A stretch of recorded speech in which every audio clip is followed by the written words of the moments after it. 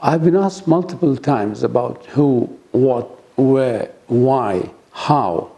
So I'm going to briefly reminisce about my time as editor-in-chief of the Arab News. Stick around and enjoy. Last time things got heavy, but as always, people look for humor in the strangest of things and in the darkest of times. One such funny thing happened was that the Scud attacks led to the creation of a Scud burger. An enterprising young Saudi had a small shop where he sold sandwiches, and he added the Scud burger, which was full of spice and all kinds of materials that would make somebody jump up to the roof after they had a bite of it. So the Scud burger became very popular among journalists, and they would go to his eating place and would order Scud burger. And for many Americans, the palate was too heavy to handle.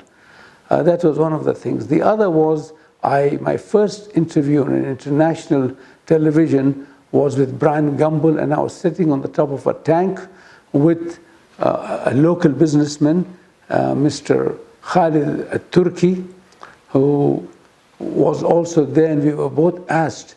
And one of the questions Brian asked us, and he was a sports journalist, whether war is good for business. And how could you say war is good for business? And I just looked at him and I said, you asked that question, I will tell you when the war is over. Many journalists came in.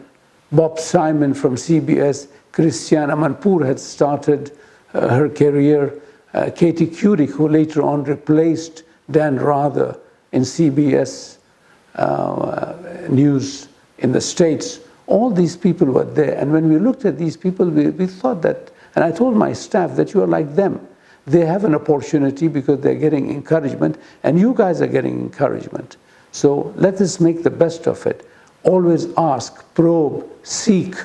And despite the cultural differences, our people, and I must tell you, they were some of the best journalists I've ever worked with in my life. They were gung-ho about everything. Mr. Naqshbandi went on ahead of some of the troops.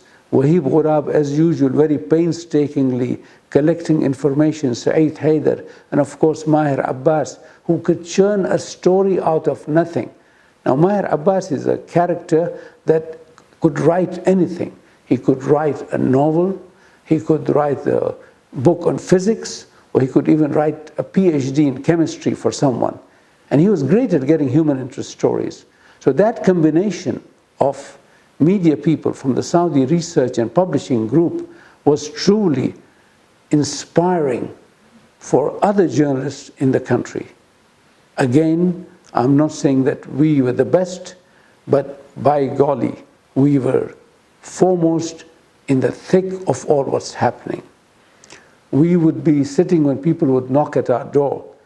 And among the people who knocked at our door at all times of the day was a Korean journalist who for, I think, 9 months, from August till March, maybe didn't sleep because we would always see him. We're asleep, we get up, we see him, we walk around, and I asked him, are you suffering from eternal insomnia? And he would just grin. Later on, he was rewarded to be the bureau chief for his paper in Washington, D.C., and I met him. Great friendships were made.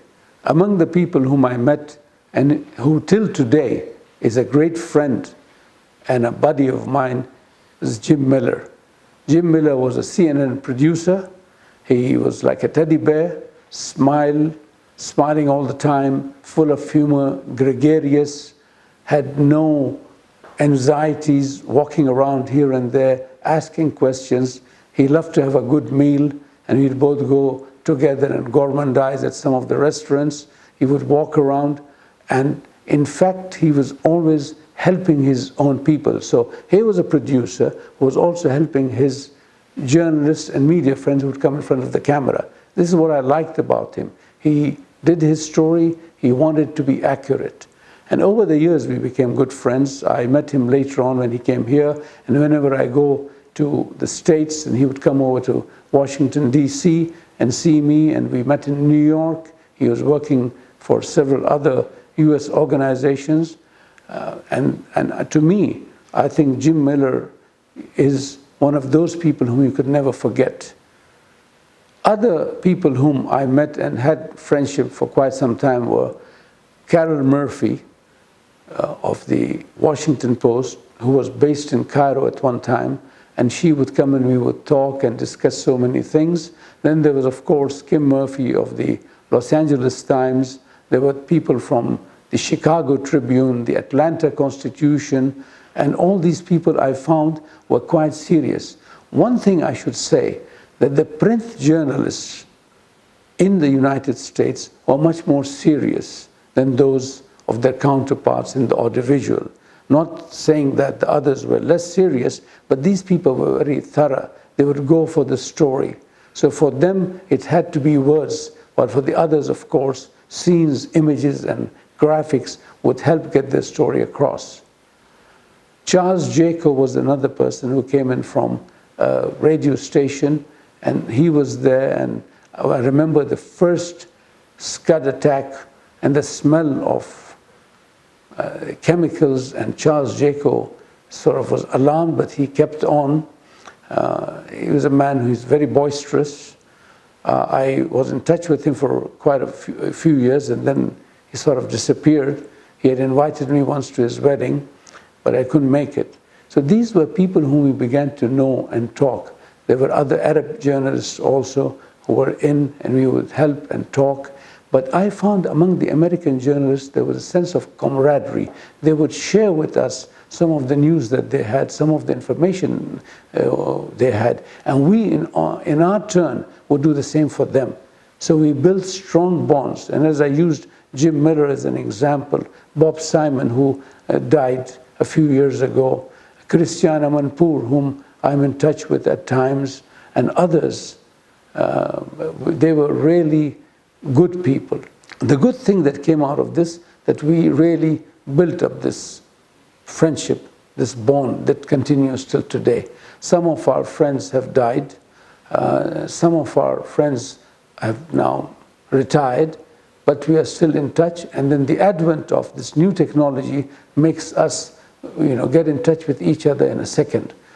I was off on a tangent talking about my friends, but however, as humor and funny things go, I would like to talk about Orianna Falchi, a woman people ask me about, because this story appeared in the New York Times, and also it appeared in The Guardian in London. Orianna was a legend in the 70s. She was an Italian journalist. She wrote books, and when she came, Saeed Haider was so awed by her that he kissed her hands, as if she was a prima donna or a Maharani or a queen. And then she came to Riyadh, and from Riyadh she took a bus to the eastern province where we were there, and from day one she would come to her office demanding things. Now I'm sure she did not represent all Italian women in her behavior towards us, but anyway, one day she went to Prince Fahd bin Salman and asked that he give her permission to go to the front. I was sitting, and Prince Fahd, the late Prince Fahd, looked at me and told her, ask Khaled, he's in the same fraternity as you are. She thought that I was the one who's about to give her a pass to go to the war front. Next morning, I was in my room when she came in and started knocking the door, screaming and shouting, Khalid, Khalid, Khalid, moving around. I had to step out, and believe me, she almost assaulted me. In fact, I had to go down. I spoke to the receptionist. I spoke to the gentleman from the Saudi media, telling him that she wants to go to the front, and he says, I'm sorry, we do not have the authority. It is the military team that allows journalists to go because of the safety procedures. And then she struck me. And it was a big blow, in the sense a big blow, not a heavy blow, but to be hit by a woman, and I didn't mind it, I'm not a chauvinist, but a lady from Le Figaro came to her and said, stop behaving like this, Orianna Falchi. You can't do this, you are not in Italy anymore. And all the time, as this was going on, people had gathered around us. My face was red. Saeed Haider had slinked off somewhere. Mr. Ghurab turned his face away. And I just had to face this woman. For 2 days, I was the object of venom. And she said, I'm not going to speak to you again. And she murmured some words and I thought they were expletives in Italian. I saw her again in Kuwait when we went, and she just turned around, thinking that I was the one who let her down by not taking her, because she wanted to be the first one to go and write a story about the museum, because we heard that the Iraqis were plundering that beautiful museum in Kuwait. So that was the Orianna Falchi episode. Then there were others who would come and ask and give us money and tell us, take us to the border. So I said, we are not human smugglers. We just can't do that. You see, many strange things happen, knowing people, writing about them, incidents.